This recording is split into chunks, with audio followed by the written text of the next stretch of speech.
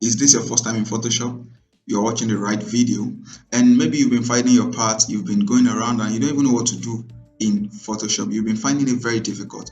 This is also the right video for you. Hello guys, my name is Olumide. Welcome to my YouTube channel. In today's tutorial, I'll be taking you through a journey of summarized guide for beginners in Photoshop. Well, you can call it Photoshop 101. So guys, like I said, welcome to Photoshop 101. So in today's tutorial, I'll be showing you guys basic tools and their functions in Photoshop, but how do you get to use tools when you don't even know where to start? So probably if you launch your Photoshop, this is what it's going to show you: a new document like this where you have your recent, you have saved, you've not done anything before, so probably they might not be recent, you might have photo, print, art, illustration, web and mobile. So basically all these they function differently and they're just size and resolutions. See, we have different sizes and resolutions there for web, for your mobile. You can see your iPhones, different sizes and resolution. That's what we have there. So what do I mean by resolution? Resolution refers to the number of pixels that exist within that image. That is the level of detail contained in an image. That's what we mean by resolution rather. Pardon. The level of detail contained in an image is resolution. So without wasting your time, let's pick one. Let's go back to our photos. Let's just pick any size. And if you come to your preset details here, this is where you can decide to name. You can name the what you want to work on with anything. Let's say I just want to name it we are working together, and my width I leave it at 7. You can change it to any size. I think Instagram size is 4:5 or thereabout. Yeah, so you can on inches, you can put it on inches and you can change it to pixel. Okay, but it's on inches, 7:5. This is where you change it, and then the resolution is at 300. It's okay that way. And if you come to your background content here, you can change the background color to anything you want. See, white, black, background color. You can pick any color you want and all that. So you can custom your own color. You see, if you click on custom, you can come and pick any color you want for your background. But should we change it from white? Okay, let's use something. Okay, let's use let's say blue and that. Let's just use something around there. Okay, let's click, and once you do that, you just click create. Once you click create, this is what Photoshop is going to show you. Based on our resolution, this is what we have. So when you're in Photoshop like this, should in case, permit me, if your Photoshop did not display that, it's very simple and easy. All you need to do is, if you open your Photoshop like this, you can always come back to file and click new. If you click on new, it's going to bring you back to that page. So it's as simple as that, like that. So let's come back to this. So basically today, what I'll be showing you guys is the basic function of all the tools we have here, and then I'll be showing you the basic functions, and I'll be showing you the tools or the function as well, and the menu bar, some of the things you can get and make use of as a beginner. So we are here right now. Breathe in and breathe out. You are doing great. Okay, so now I want to bring a picture into the Photoshop and place it on the new document that we've created. So what do I need to do? Just minimize the Photoshop, and I have an image right here on my desktop, so I'm just going to pick it and load it into the Photoshop. You could pick your image from anywhere, any document. Just make sure you know the name of the document. So you go there, pick up your portrait and load it on Photoshop, or in Photoshop rather. Alright, so here we are right now. So the first thing we want to look at is our tools, and the first tool we have here is our move tool. Basically what it does is, once you select your image that you put, is just to move it around just like this. I think you can see that it's just to move your tools around. And the next tool that we have, it's your rectangular marquee tool, and it's meant for selection, rectangular selection. You can see rectangular selection, that's what it does. And the next one we have is our lasso tool. Is also meant for selection. It's freehand selection. To select anything you want, you can select. You see, just make any pattern and all that. Is basically for selection. Do well to try it and see how better it works. I don't want to waste much of the time, so I just want to introduce you to all the tools as well. And then the next tool that we have is our magic wand tool. So what Magic Wand tool is, it selects similar color image areas. So take for instance, let me show you something. If you pick up a what's it called, Magic Wand tool, and you select on white, you can see it has selected successfully all the whites that we have in the image. You can see all the whites, even the stripes of white on her clothes were selected. So that's how powerful the tool is. So if you want to select any colored place or colored pattern, you can just use Magic Wand to do that. We also have quick selection under Magic Wand. Try it out and see. The next tool that we have here is for crop. Is our crop. To crop your image, you can crop your image. Sorry, let's select these. Okay, the crop.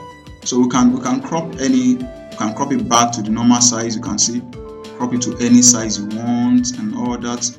So basically this is how crop works. Press enter and boom, see what we have. We've removed all the unnecessary stuff that we have. If you think it's distracting you and all that, you can even still go ahead and crop more, and like this. So this is how crop works. Let's take it back so that, okay. So the next tool that we have, it's our frame tool, basically for framing as well. You can just like that, and then you can move your image around just like that. That's how it works. So okay, let's deselect that. And the next tool that we have is eyedropper tool. Eyedropper tool samples color from an image. It samples color.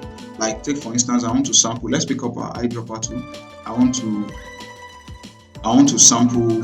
There are other sub tool under eyedropper tool that you can check out and see how they work, but basically these are the basic ones that I think you'll be needing. So eyedropper tool, let's say for instance I want to sample any color here.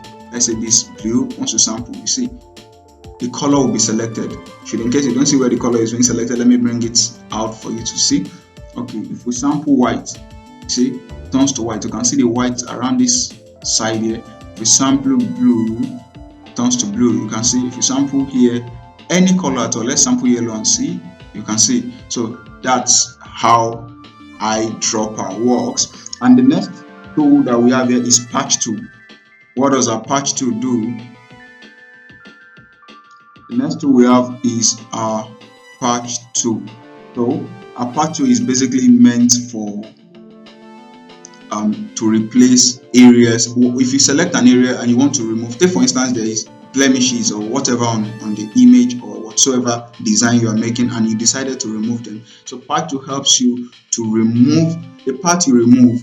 Where you put the part to, the selected pixel is being replaced by it. Let me show you what I mean by that, in case you are not getting me clearly. Let's say for instance I wanted to remove this now and I want to replace it with a white background. Okay, what we do is, once I've selected what I wanted to remove, you just pick it up and put it on a clean place that you want to be selected, and boom, it's been replaced. Do you see that? And should, in case you don't, maybe you think you wanted to replace with this part of a shoe, boom, just like that. Just be careful the way you use it. So that's how patch tool work. The next one is our brush. So basically brush is just meant for painting. I wouldn't waste more time on that. You can try it out and see. So the next tool we want to look at is our clone stamp tool. So basically what it does is that it replaces pixel as well, and it's so fantastic. So once you just select, pick your stamp tool. Let's say I want to bring this part of our head now. I just want to bring it. All you need to do is just increase your circle. You can increase or decrease it using brackets. So once you get the size, hold on your Alt and click on the area you want to select and left click. Then you bring it to the other side and just tap it as well once, and now we have, you can even use it to replace the whole body. You can see the more you drag, the more it's showing the body. So that's how stamp tool work. And then if we want to, okay, the next tool now is our history brush tool.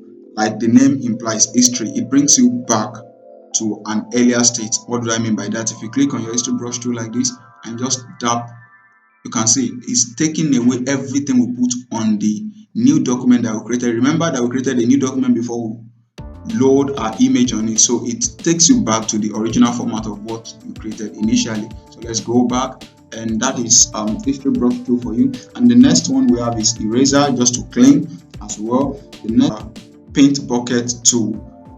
It helps to color your contiguous areas with the foreground color.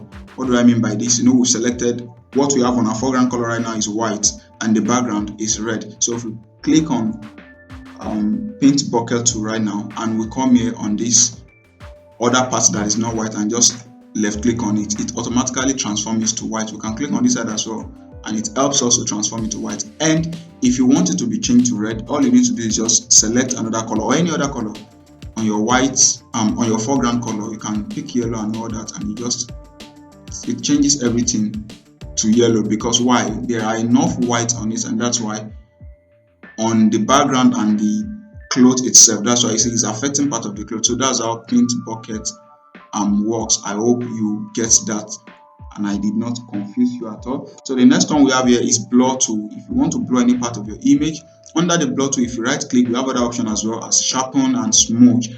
So if you want to blur any part of your image, just select the blur.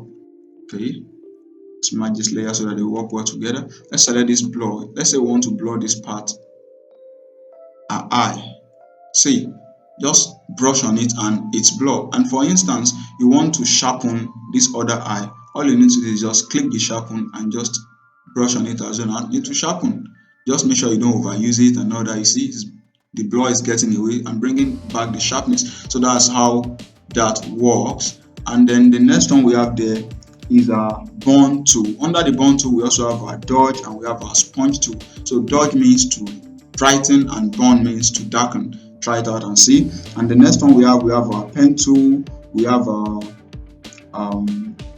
what do they call it now? Our type tool. Yeah, this is what I said earlier. This is our type tool. We want to type anything. It types horizontally and not vertical. It types horizontally and not vertical. Please take note of that. So once you just select it and left click, you can type whatsoever you want. Let's type we now. For instance, we, because we are working together. I love you guys so much. So, and all you need to do is just pick it up and you can say we and put it here.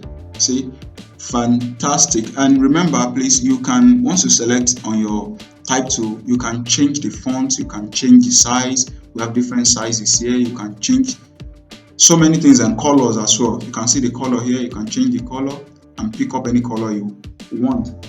Just make sure you select the way before you do all that. It will change. Let me do that for you, please. Just highlight it like this. You can change the color to, let's say, red. It will change. You see, just click OK. We have red. So any color you want, and that is how it works. And then, without wasting much of your time, let me take you to the menu bar. On our menu bar, we have our file. Under our file, we have new, open, browse, and all that. You can save. If you want to save your image, come under save, and then name it as save as or anything. Just put it any name you want and save as JPEG or PNG, depends on what you want to use it for. If you are uploading online and all that, JPEG is nice. And then the next one there is we have okay, there's one other thing I want to show you on the file. What we have on the file as well, we have our export and our exit. If you want to exit the Photoshop, you can just Ctrl Q as well, will give you that. That is that on what we have under file. And the next one here that we have is edit, and under this edit we have our content aware fill, we have our free transform. I think I'm going to use that so that we'll see. Okay, look at our content aware fill. We have that. Try it and see how it works. What I'm going to explain and take a little bit of more time is free transform and transform. How it works is just once you select, let's select the, okay, let's go back so I won't confuse you too much and all that. Okay, so our free transform, just come to your edit. Let's see how transform work. If you want to rotate your image to, let's say, 180 degree clockwise, anti-clockwise, you can do all that here. Any kind of rotations that you want, you can achieve that under transform. See, 180, you can flip horizontally, you can flip vertically, and that's how that work um, under edit and under our free transform as well. We have transform, we have free transform under edit. What do you have them again? Okay, let's make sure we select the image. Please remember, before you apply free transform or whatever to what you are working on, make sure what you want to transform is being selected. We want to transform only the image and not the whole document. The background is on blue, so we just want to transform only the image. So you select the image, come to your edit, click on free transform, and you can now do whatsoever you want. You see, size, you can rotate around as well. So that's how that works. I hope you get that. Okay, the next one we have now is we have our image as well. Under image we have a lot of things we can work on. We have our adjustments. Under this adjustment we have all our brightness, levels, curve, exposure. Basically all these four works for exposure to brighten and darken your image. That's the summary of the whole thing. We can go more deeper and it will take a lot of time, but I've done some video I think on curves and levels thereabout, so you can check some of my videos and get more information on that. But then basically that's what it works. In summary, it helps brighten and darken image. We have our vibrance to change color, to manipulate colors and all that, selective color. We have everything down here under adjustment. When you want to work with your brightness and color, you always come to your adjustment layer. It works fantastic. And then the next thing that I want to tell you about is a layer. We have a layer, we have under layer, we have new adjustment layer. The same way we're working with the same way when we're on image. Remember I told you adjustments, you can get all this brightness to darken image. Let's use this as an example.